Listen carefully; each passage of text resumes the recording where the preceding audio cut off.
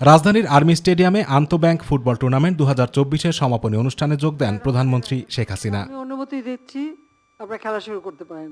অনুষ্ঠানে প্রধানমন্ত্রীকে অভিবাদন জানান টুর্নামেন্টে অংশগ্রহণকারী 31টি ব্যাংক দল। তাদের মনোজ্ঞ ডিসপ্লে পরিদর্শন করেন সরকার প্রধান। এরপর বিজয়ী দলের খেলোয়াড়দের হাতে পুরস্কার তুলে দেন প্রধানমন্ত্রী শেখ হাসিনা। পরে অংশগ্রহণকারী খেলোয়াড়দের উদ্দেশ্যে প্রধানমন্ত্রী বলেন, জয় পরাজয় মূল কথা নয়, প্রতিযোগিতামূলক মনোভাব ও অনুরাগ গুরুত্বপূর্ণ। ফুটবল খেলা এটা আলাদা একটা খেলার ভিতরে একটা আলাদা মর্যাদা থাকে, এবং এখানে জয় পরাজয় তো আছে, এটা কাউকে এটা নিয়ে বেশি চিন্তা করার কথা না।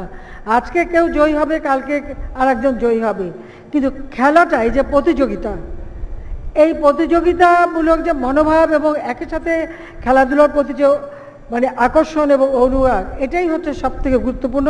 আওয়ামী লীগ সরকার সবসময় খেলাধুলাকে গুরুত্ব দেয় উল্লেখ করে সরকার প্রধান বলেন, খেলাধুলার কারণে দেশের প্রতিটি উপজেলায় খেলার মাঠ তৈরি করা হয়েছে। খেলাধুলা, লেখাপড়া, সংস্কৃতি চর্চার মধ্য দিয়ে নিজের যে দেশের একটা সংস্কৃতি, নিজের যে একটা জ্ঞান, নিজের মেধা, মনন সেটাকে একটা প্রকাশ করবার সুযোগ পাবে সবাই।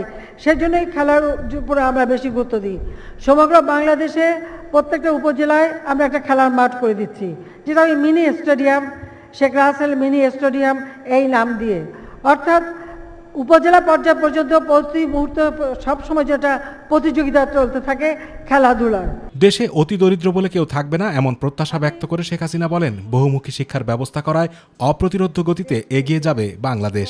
বাংলাদেশ আজকে ডিজিটাল বাংলাদেশ আমরা করেছি, আমরা আমাদের অর্থনীতিকে উন্নত করেছি, দারিদ্র্যের হার আমরা অর্ধেকের বেশি কমিয়ে এনেছি, এখন 18.7 অতি দারিদ্র্যের হার 25 ভাগের উপরে ছিল, তা 5.6 ভাগে নামিয়ে এনেছি।